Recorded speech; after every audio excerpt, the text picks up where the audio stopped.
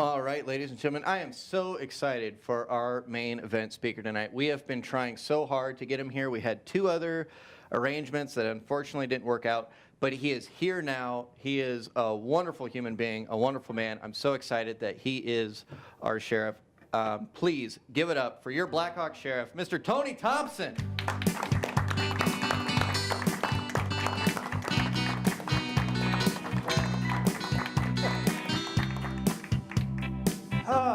Well, first of all, I apologize that it's taken about a year to get me here. Our schedules just didn't work. So when I was invited, I said, absolutely, I'll do this. And I didn't realize it would be like pulling teeth getting me here. I guess when I was invited, I thought how to start talking about this weird intersection between my faith in God and how I do my job every single day. And maybe this is the best platform to actually do it, because my faith started about 48 years ago in the United Methodist Church, just not here.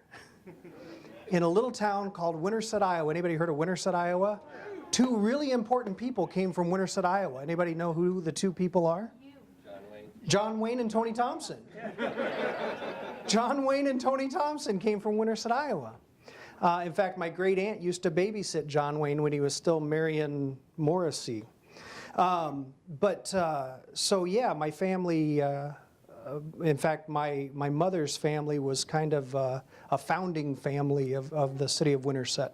There's a big shelter house in the city park named after my great-great-great-grandfather. And so I grew up in the Methodist Church and ended up at UNI. I did my undergraduate degree here at UNI and then just kind of got stuck in Blackhawk County.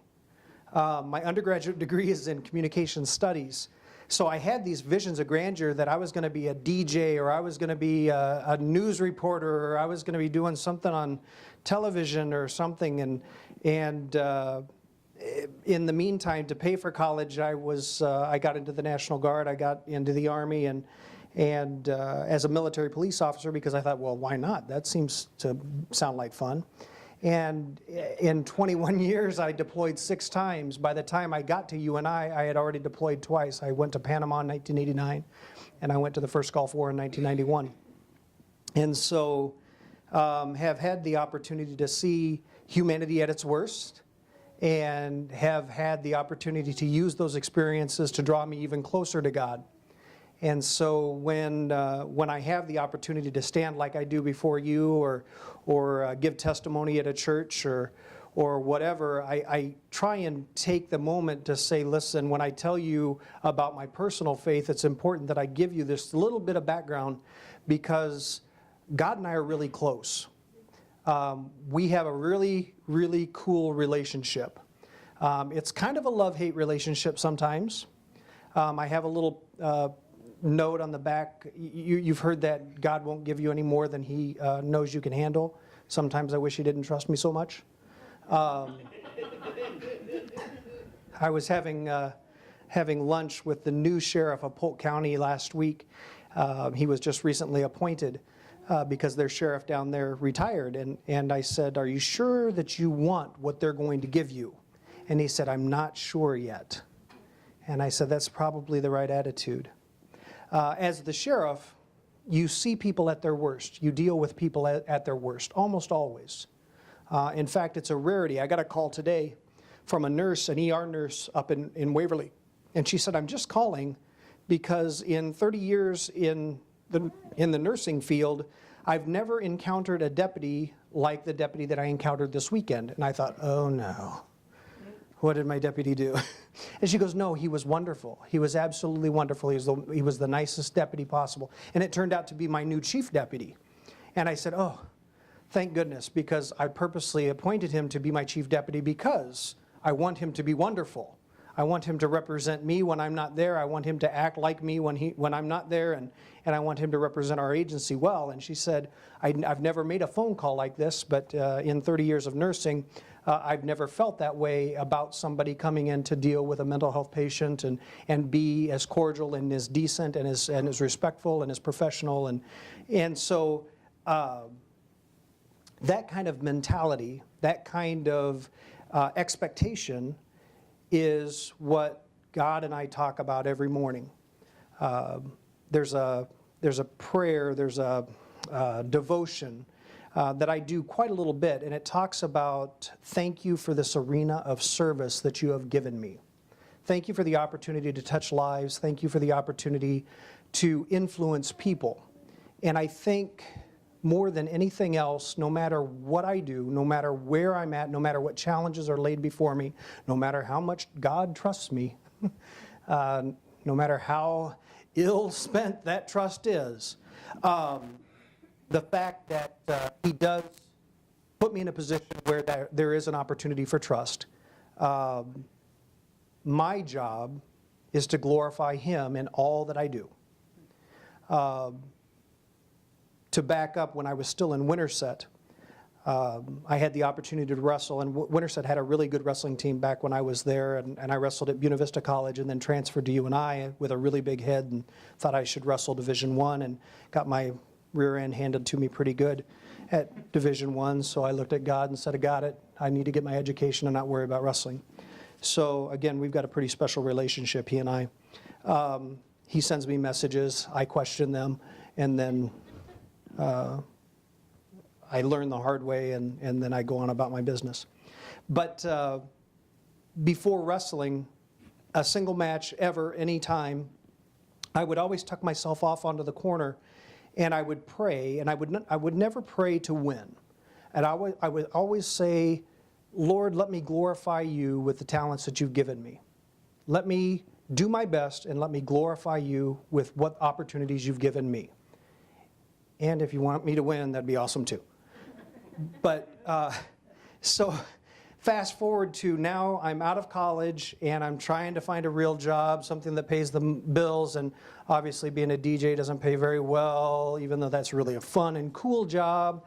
The Blackhawk County Sheriff's Office is hiring because they built this brand new, really smoothie cool jail, and they're trying to fill it up with both inmates and people to watch them. I'm already an MP in the National Guard, and I'm thinking, well, that's, I guess, maybe what I should take a look at doing. So I went and tested with 500 other people. And as soon as I got there, I'm listening to their backgrounds and how many times they've tested at all these other sheriff's offices and police departments all over the place. And I know I'm in good shape. I'm working out, and I'm in the military, and so the PT and everything that we've got to do is not a concern for me. But I don't have the background. I haven't studied one criminal justice class 1. I'm a communications major. I have no clue about any of those kinds of things. So I found myself off in a little hallway at East High School in Waterloo, and I prayed to God. I said, Lord, if this is really something you want me to do, show me now. Because I'm not going to be one of these guys that tests every weekend at a different police department or a different sheriff's office. If this is really what you want me to do, show me now. And out of 500 people, I was hired. I thought, okay, you know better than I do. So that's what started me on this journey. Now, since then, I've gotten my master's degree in public administration and criminal justice. So I've tried to validate my parents' undergraduate degree, and I've tried to validate why I'm actually standing in front of you as the sheriff of the 5th largest agency in the state of Iowa. But I really do believe that I'm doing what the Lord wants me to do. And I do bring that vision every single day. I bring that purpose and that direction with me every single day. And there are days that I go home thinking, what the heck? Why did he put me where he put me? Why are you doing this to me? And then there are other days where I walk away and I say, man, I've got to call my wife and tell her. I've got to tell somebody or share with somebody that experience. I had an experience 2 weeks ago where I was up in one of the pods, and a young man that I actually taught in school, drug education, who apparently didn't listen, pulled me off to the side, and he said, "Hey, I have to tell you, I've been up here twice, and I'm sorry for that. But this time, something happened. This time, one of the groups," and I'm one of those that believes that idle hands are the devil's tool, and if I can provide programming in my jail, if I can provide exposure, if I can provide opportunity while they're in custody that maybe causes them to rethink their life or rethink opportunities or whatever. It happened to be a program called the 312 Transformation Program. Anybody heard that program? It's a faith-based program based on a chapter and verse of the Bible. And that program reached him, actually connected with him. And he said, here's what I'm going to do. And he had this like 15-point plan of what he was going to do with his life. And I had to scurry home and tell my wife about the impact that we had on that one guy that one day. So it's not always bad. It's not always dealing with the underbelly of society. And even when we do, the guy that cut my hair today was a guy that spent time in my jail. And I have these personal, professional relationships with a lot of those kinds of people, people that you may not want to sit down and have lunch with, but we have those kind of interactions with them every single day. We house them, and we deal with them every single day. And it's a valuable relationship that we get with them. It's valuable because I'll see them on the street, and I'll have the ability to keep them honest. I'll have the ability to say, "How are you doing today?" Or, "John, why are you back?" Or, "Hey, come over here and sit down for just a minute and talk with me. What caused you to relapse?" And I'm not a counselor. I'm not a drug education coordinator. Those aren't my job. But if in some small way, me spending 5 minutes and hearing somebody's life story or hearing somebody's most latest woe, or just being a sounding board to keep somebody from considering suicide or considering taking another drink or shooting up one more time, causes them to rethink their life or cause them not to reoffend, then maybe that's why I was put on earth. And that's how my life converges with my faith every single day. One of the most challenging parts of what I do with 140 staff is bring that faith forward in a way that is both respected by my staff and understood by my staff. One of the first appointments I made when I got elected was my chaplain. And in order to bring that full circle, I chose a firefighter that when he retired went and got himself ordained. So he can say, "I've chewed some of the same dirt as you guys." And he's by me every single day. He's part of my administrative staff. And it's legitimized all of those experiences. Now, in that amount of time, 10 years, I've been your sheriff now. I've spoken at 3 of my employees' funerals. And my chaplain's been beside me every single time. And I think that kind of role, that kind of letting people know that leading by example and leading a faith-based life and not being sheltering of that experience, not being shy of that assertion is also important. And that's the way we try and bring the sheriff's office forward. I always tell people that the Blackhawk County Sheriff's Office is a big family. Sometimes a dysfunctional one, but it's a big family. And we put faith and we put Christ in the middle of that family too. So that's my story. That's my testimony. And that's the way we lead the Blackhawk County Sheriff's Office. I lead the Blackhawk County Sheriff's Office. And that's the way I live by faith every single day. I would ask you for questions, but I can't see a dang one of you. And I know that I've got a time limit. And I'm not good as a politician. I'm not good at working with time limits. So I think I better wrap up there and turn you back over to John because he does such a wonderful job at giving you this unique opportunity for spiritual uplifting and enlightenment. So thank you very much for spending what little bit of time I got to spend with you, and thank you for your patience in giving me the opportunity to work myself into your schedule about a year later. So thank you for spending some time with me, folks. I appreciate it.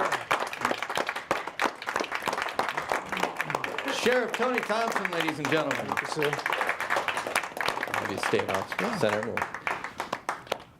So I'm so glad you got to be here. I really am. And I'm so glad all of you got to be here. I want to give another round of applause for Tim Burton, who is our guest tonight.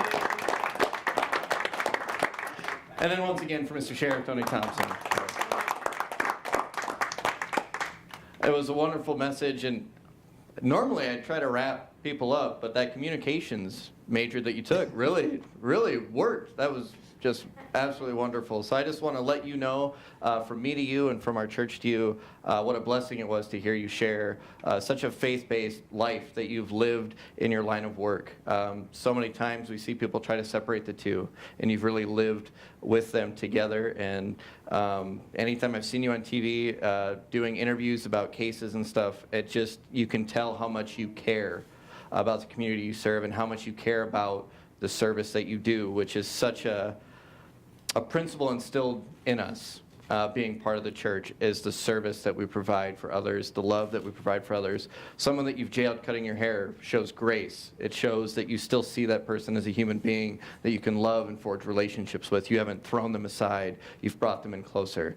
And that's an inspiration for all of us as we live our life. If you can see the worst of humanity and maintain a positive relationship with God, and maintain a positive relationship with the people you've seen the worst out of, then that's hope for the rest of us, that we too can see people that way, because that's how Christ sees us. So thank you so much for such a wonderful message, and thank all of you for being here, and do as Tony does, and do as I ask you to do every week. Go forth and be Christ for one another. Have a good night, guys.